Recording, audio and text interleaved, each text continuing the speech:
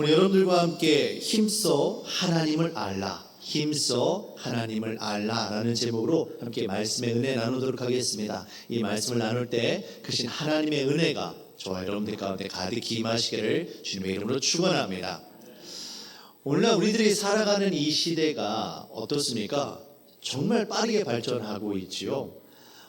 전문가들은 컴퓨터의 기술이 2년마다 한 번씩 이렇게 2배로 성장을 한다라고 많이들 이야기하는데, 요즘에는 그것보다 훨씬 빠른 속도로 발전되어진다라고 합니다. 정말 우리가 따라잡을 수 없을 정도로 빠르게 발전되어지고 있죠.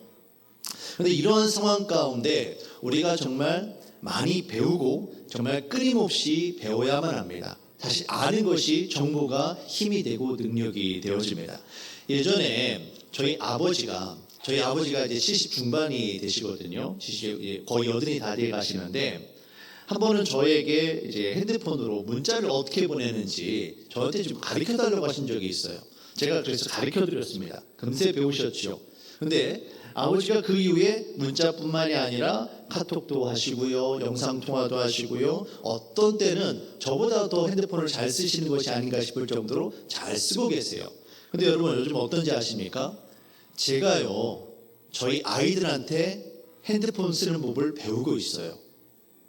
저도 나름대로 젊은 세대라고 생각하고 핸드폰 쓰는 데 있어서 다른 사람들보다 잘 쓴다라고 생각을 했는데, 어느 날 보니까 아이들이 제가 모르는 기능을, 이게 따로 특별한 게 아니에요, 원래 있는 건데 아이들이 그걸 기가 막히게 쓰는 거예요. 야, 그거 어떻게 쓰는 거니? 아빠 좀 가르쳐줘라. 제가 아이들한테 배우고 있어요. 여러분, 배움은 정말 끝이 없습니다. 그리고 배워야만 그것을 가지고 제대로 활용할 수 있는 것이지, 배우지 않으면, 아니 또는 잘못 배우면 그것을 잘 쓸 수가 없는 겁니다. 우리들의 삶에 있어서도, 우리들의 인생과 신앙생활에 있어서도 똑같습니다. 특별히 우리가 하나님을 제대로 알아야 되는데, 하나님을 잘못 알거나 아니면 하나님을 오해하는 경우가 많다는 거예요. 하나님을 오해해서, 아니면 하나님에 대한 어떤 경험이나 정보나 지식이나 부족해서 우리가 하나님께서 우리에게 베풀어 주시기 원하는 정말 수없이 많은 은혜들이 있는데, 그 은혜들을 우리가 제대로 누리며 살아가지 못한다는 겁니다. 사랑하는 성도 여러분, 우리가 이 땅을 살아가면서 정말 알아야 될 것들이 많습니다. 하지만 그 중에 가장 중요한 것이 무엇이겠습니까? 바로 하나님의 은혜를 아는 것이, 여호와 하나님을 아는 것이 가장 중요한 일임을 여러분 깨달으시길 바랍니다. 다른 무엇보다도 우리가 십자가 사랑을 알아야만 합니다. 십자가를 알아야만 하나님의 사랑을 우리가 깨달아 알 수 있는 것입니다. 왜냐하면 우리 인생의 주인 되시는 여호와 하나님의 은혜 없이는, 십자가 사랑 없이는 우리가 단 한순간도 온전히 주의 은혜 가운데 살아갈 수가 없기 때문입니다. 근데 문제는 우리가 하나님을 잘 알지 못할 뿐만 아니라 잘 알려 하지도 않습니다. 혹 안다고 해도 제대로 알지 못하고 오해하는 경우들이 너무나도 많아요.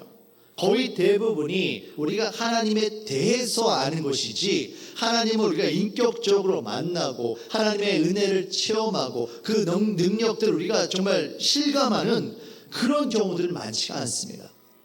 우리가 주님을 만나지 못했기 때문에, 주님을 경험하지 못했기 때문에 하나님을 오해하고 하나님을 아는 지식이 너무나도 부족한 거예요. 그래서 또한 그 하나님 앞에 매달려 나가며 기도하지 못하는 겁니다.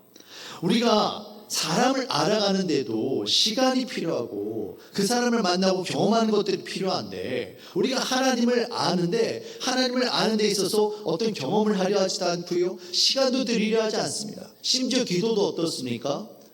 하나님 앞에 나아가서 하나님의 뜻이 무엇입니까? 제가 하나님 앞에 어떻게 순종해야 될까요? 하나님과 주고받으며 대화하는 교제의 시간이 분명히 필요한데, 대부분 우리의 기도는 하나님 앞에 주문서를 내놓는 것과 발반 다를 바가 없습니다. 하나님, 이거 해주세요. 던져놓고 그냥 닫아버리는 거예요. 마치 사춘기 아들이 엄마 아빠한테 필요한 것만 딱 이야기하고 방에 들어가서 문을 잠그고 나오지 않는 것처럼 똑같은 겁니다. 우리가 여호와라는 하나님의 이름이 전능자라는 뜻을 가지고 있는 것은 알고 있지만 정작 전능하신 하나님을 만나본 적이 없습니다. 전능하신 하나님의 능력을 구하지 않습니다. 하나님을 만나고 하나님을 경험하지 못했으니 하나님 앞에 나와서 기도하지 않는 겁니다. 여호와 라파 치료의 하나님에 대해서 우리가 정말 알고 있습니다. 하나님께서 우리의 치료해 주신다는 그 말씀들은 알아요. 하지만 나의 영혼과 나의 육체와 나의 관계 가운데 역사하셔서 나를 치료해 주시는 하나님을 경험했고 하나님을 만나지 못했으니 나의 삶 가운데 어려움이 닥쳐오면 그냥 무너지고 마는 겁니다. 여호와 이레의 하나님 어떻습니까? 내 삶의 모든 것을 채워주시고 공급하시는 하나님에 대한 것들은 성경에 너무나도 많아요. 그런데 그런 하나님의 은혜를 내가 체험하지 못하고 나니 내 삶에 어려움이 찾아왔을 때 그 하나님을 의지하는 것이 아니라 내가 내 능력을 해결하려고 합니다. 그래서 자꾸만 실패하고 넘어지고 좌절하고 결국 그렇게 하나님으로부터 멀어지고 마는 거예요. 사랑하는 성도 여러분, 우리가 힘써 주님을 알기를 원합니다. 우리가 하나님을 알면 알수록, 하나님을 사랑하면 사랑할수록, 하나님의 은혜를 입으면 입을수록 우리들의 삶 가운데는 더 크신 하나님의 은혜가 우리들의 삶 가운데 가득히 임하게 되어지고 우리가 주님과 동행하는 삶을 살게 되어질 것입니다. 무엇보다도 십자가를 통해서 하나님의 사랑을 깊이 깨닫는 저와 여러분들이 되어주시기를 주님의 이름으로 축원합니다. 그렇다면 우리가 어떻게 하나님을 알 수 있을까요? 힘써 하나님을 알라라고 말을 하는데 그럼 어떻게 하나님을 알고 어떻게 하나님을 만나고 어떻게 하나님을 경험할 수 있을까요? 오직 하나 예수님의 십자가뿐임을 여러분 믿으시길 바랍니다. 왜냐하면 예수님의 십자가 사랑은 오직 하나님의 사랑이 그 안에 완전히 부어주신 하나님의 사랑과 은혜의 결정체예요. 우리를 향한 하나님의 그 사랑이, 하나님의 은혜가 예수님의 십자가를 통해서 우리에게 쏟아지고 있습니다. 우리가 십자가 은혜를 알면 십자가를 통해서 하나님을 바로 알 수 있는 거예요. 단순하게 성경 지식이나 다른 어떤 고고학적 이런 발견들이 아니라 십자가를 체험해야만 하나님을 온전히 알 수 있게 되어지는 겁니다. 예수님께서 이 땅에 오셔서 십자가를 지심으로 우리 인간들을 구원하시기 위한 것들은 바로 하나님의 뜻을 이루기 위함이었다는 거죠. 예수님의 인생에 있어서 정말 중요한 것들이 많았을 겁니다. 그러나 그 중에서 가장 중요한 것은 단연코 바로 예수님의 십자가였습니다. 예수님에게 있어서 십자가는 전부라 말해도 과언이 아닐 것입니다. 그런데 성경을 조금만 보시면 이처럼 예수님의 십자가가 중요한데 특별히 복음서를 보시면 예수님의 십자가가 처음부터 나오지는 않습니다. 예수님의 인생에 있어서 십자가가 너무나도 중요하고 하나님께서 십자가를 통해서 저와 여러분들 모든 백성들을 구원하기 원하셨다면 처음부터 끝까지 십자가로 꽉 차야죠. 처음부터 십자가에 대해서 얘기를 해야죠. 그런데 예수님께서 복음서에서 십자가를 처음부터 이야기하지 않으십니다. 예를 들어 마태복음을 보시면 마태복음이 총 28장입니다. 근데 16장에 가서야 절반에 조금 넘어서야 그때서야 예수님께서 제자들에게 당신께서 십자가를 지실 것을 이야기합니다. 마태복음뿐만 아니라 마가복음도 마찬가지입니다. 마가복음은 총 16장인데 그 중에 중간 정도가 되어지는 8장에 가서야 예수님께서 제자들에게 십자가에 대해서 말씀을 하세요. 자, 말씀을 보시면 마태복음 16장 21절의 말씀입니다. 이때부터 예수 그리스도께서 자기가 예루살렘에 올라가 장로들과 대제사장들과 서기관들에게 많은 고난을 받고 죽임을 당하고 제3일에 살아나야 할 것을 제자들에게 비로소 나타내시니 예수님께서 당신께서 고난을 당하시고 죽임을 당하시고 제3일에 부활하실 것을 제자들에게 비로소 말씀을 하세요. 그런데 언제부터라고 말씀하십니까? 이때로부터 어떤 무슨 사건이나 어떤 기점이 있은 이후에 그 이후에 이 말씀을 하고 계시더라는 거예요. 마가복음도 마찬가지입니다. 마가복음 8장 30절에서 31절 말씀입니다. 이에 자기의 일을 아무에게도 말하지 말라 경고하시고 인자는 예수님입니다. 예수님께서 많은 고난을 받고 장로들과 대제사장들과 서기관들에게 버림받아 죽임을 당하고 사흘 만에 살아나야 할 것을 비로소 그들에게 가르치시니, 예수님께서 어떤 일이 있은 후에 그때서야 제자들에게 비로소 말씀을 하고 계시다라는 거예요. 여러분, 무엇입니까? 성경이 지금 뭘 얘기하고 있나요? 예수님께서 기다리셨다는 거예요. 예수님께서 어떤 조건이 갖춰지기를, 어떤 일이 일어나기를 기다리셨다는 거예요.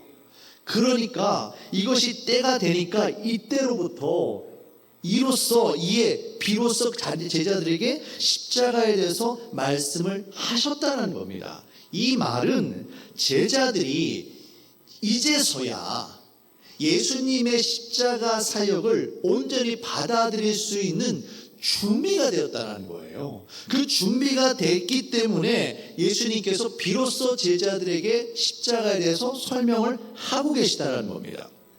우리가 예수님의 십자가 사역을 온전히 이해하기 위해서는 제자들처럼 준비가 필요합니다. 제자들처럼 예수님을 인격적으로, 체험적으로 경험하는 그런 준비가 필요해요. 여러분, 마태복음 1장부터 15장까지, 마가복음 1장부터 7장까지 무슨 내용들이 있었습니까? 예수님께서 귀신 들린 자, 병든 자를 고치십니다. 바다를 잠잠케 하시고요, 군대 귀신을 내어쫓습니다. 그리고 물고기 2마리 떡 5개로 5,000명을 먹이시는 오병이어의 기적을 행하십니다. 예수님께서 수없이 많은 놀라운 기적과 능력들을 행하시는 거예요.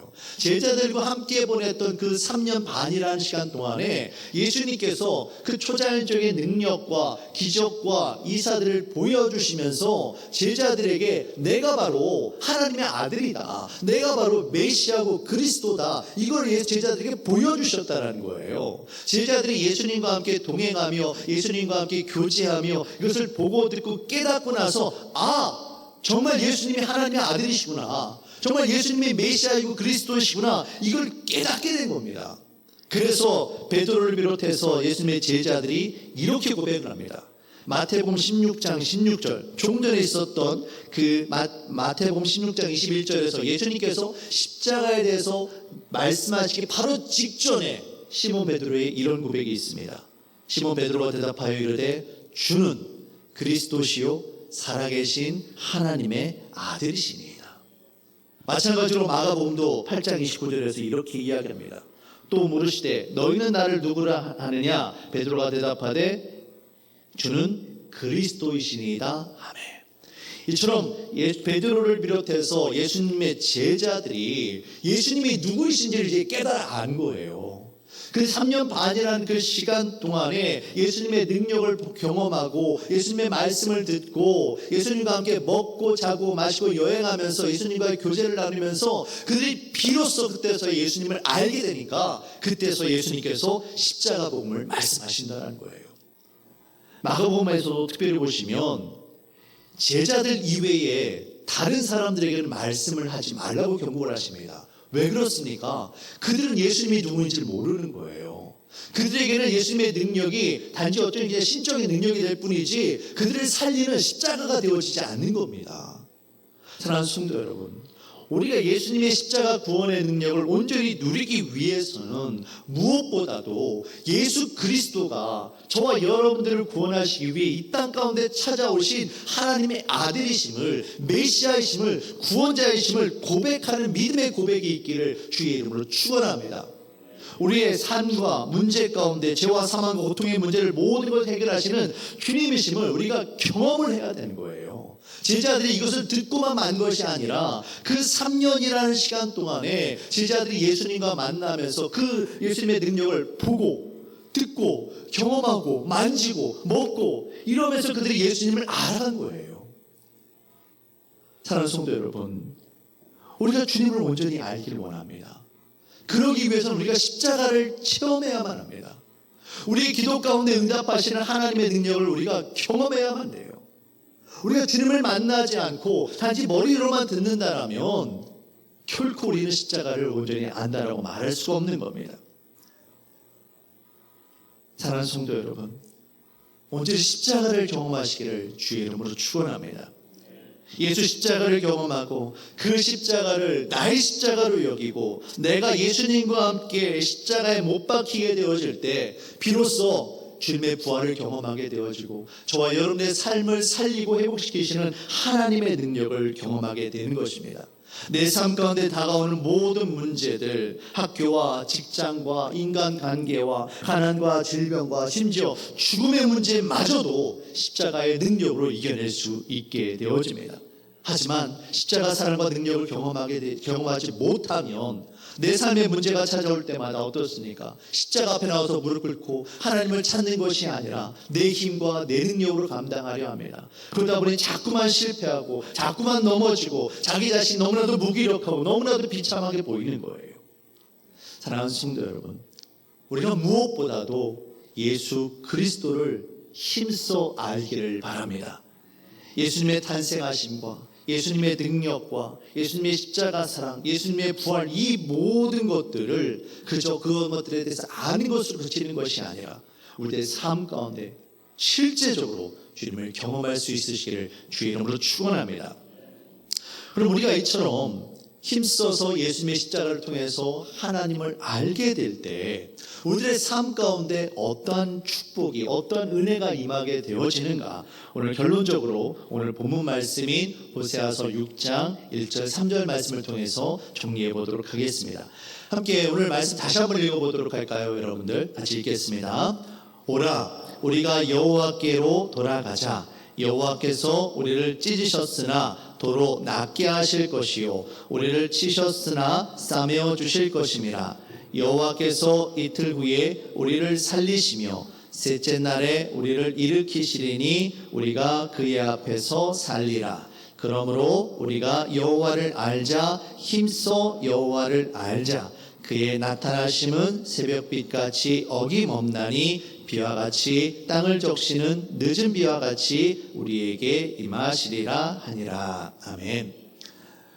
호세아 선지자가 이스라엘 백성들에게 하는 말이 이렇습니다. 이스라엘 백성들이 왜 이렇게 고난 가운데 있는지를 아느냐? 왜 이방 민족들의 그 침략과 그 고통 가운데 신음하고 있는지 아느냐? 너희가 하나님을 알지 못하기 때문이다라는 겁니다. 하나님 그분을 단지 율법적으로만 알고 있고 단지 조상의 하나님으로만 알고 있지 그들이 하나님을 제대로 잘 모르고 있다는 겁니다. 그래서 여호와 하나님을 떠나서 우상을 향하여 그들의 마음을 쏟아붓고 있고 그들의 마음을 하나님이 아니라 우상에게 주고 있어서 그 심판으로 해서 징계를 받고 있다는 거예요. 그러니 이제 모든 것 다 내려놓고 여호와 하나님께로 돌아가자. 오직 여호와 하나님만을 힘써 알자라고 호세아가 이야기하고 있는 겁니다. 우리가 하나님께로 돌아가게 되어지면 우리가 힘써서 하나님을 알게 되어지면 예수님의 십자가 능력을 경험하게 되어지면 과연 우리의 삶 가운데 어떤 은혜가 임하게 되는가? 호세아는 오늘 세 가지를 우리에게 이야기합니다. 첫 번째로 하나님께서 우리를 낫게 하시고 하나님께서 우리를 싸매어 주십니다. 1절 말씀입니다. 오라 우리가 여호와께로 돌아가자. 여호와께서 우리를 찢으셨으나 어떻게 하십니까? 도로 낫게 하실 것이요 우리를 치셨으나 어떻게 하신다고 합니까? 싸매어 주실 것입니다. 비록 우리가 하나님 앞에 범죄함으로 말미암아 그 죄의 대가로 상하고 아프게 되어졌지만 이제는 우리가 하나님께로 돌아가게 되어질 때 하나님께서 우리의 모든 상처들을 다 싸매어 주시고 치유해 주심을 여러분 믿으시길 바랍니다. 우리의 모든 죄악들, 우리의 모든 잘못들을 우리 예수님께서 이미 십자가에서 다 짊어지셨음을 우리는 믿습니다. 단순하게 머리로만 믿는 것이 아니라 그것을 우리가 경험해야만 되는 거예요. 우리를 만져주시고 우리를 치유하시는 하나님의 손길을 경험하기를 바랍니다. 이와 같은 은혜가 우리가 주님께로 돌아갈 때 예수님을 더욱더 힘써 알게 되어질 때 우리를 치료하시는 하나님의 은혜가 임하게 될 줄로 믿으시길 바랍니다. 두 번째로 그러면 우리를 이렇게 하나님께서 치료해 주실 텐데 우리가 하나님의 은혜로 치유함 받으면 우리들의 삶 가운데 어떠한 변화가 일어나는가? 2절 말씀에 이렇게 이야기합니다. 여호와께서 이틀 후에 우리를 살리시며 셋째 날에 우리를 일으키시리니 우리가 그의 앞에서 살리라.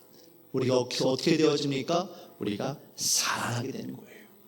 죽어있던 우리가 예수님의 은혜로 치유함 받아서 다시 살아나게 되어지고 일어서고 걷고 뛰게 됨을 여러분 믿으시길 바랍니다. 죄악 가운데 내가 죽어지고 나니까 이제 부활의 주님과 함께 내가 다시 살아나서 그 부활의 능력 가운데, 그 부활의 기쁨 가운데 저와 여러분들이 날마다 살아가게 되어지는 겁니다. 세상 가운데 실패하고 좌절하고 넘어졌던 우리가 무력감으로 인해서 어떤 꿈도 소망도 갖지 못하고 그저 세상 가운데 섞여서 흘러가는 대로 살아갔던 우리가 마침내 주님의 은혜로, 주님께서 허락하신 그 회복의 은혜로 다시 한번 일어나게 되는 것입니다. 사랑하는 성도 여러분, 그렇기 때문에 우리가 너무나도 지금 죽음 가운데, 너무나도 정말 우리 영적으로 너무나도 나태해져 있는 이 상황 가운데 다시 우리가 일어나기 위해서는, 저와 여러분들의 가정과 우리의 직장과 우리의 교회, 이 나라가 살아나기 위해서는 무엇보다도 우리를 싸매시고 우리를 치유하시는 하나님의 은혜가 반드시 필요합니다.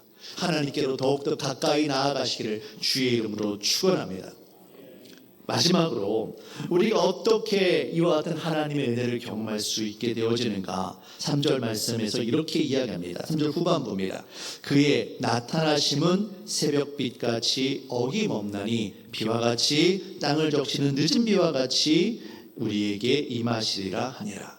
주님의 은혜가 우리에게 어떻게 임한다라고 합니까? 새벽빛같이 임한다라고 합니다. 늦은 비와 같이 임한다라고 이야기합니다. 여러분, 깜깜한 밤에 새벽이 다가오기를 기다리는 그 여행자의 심정을 여러분 아십니까?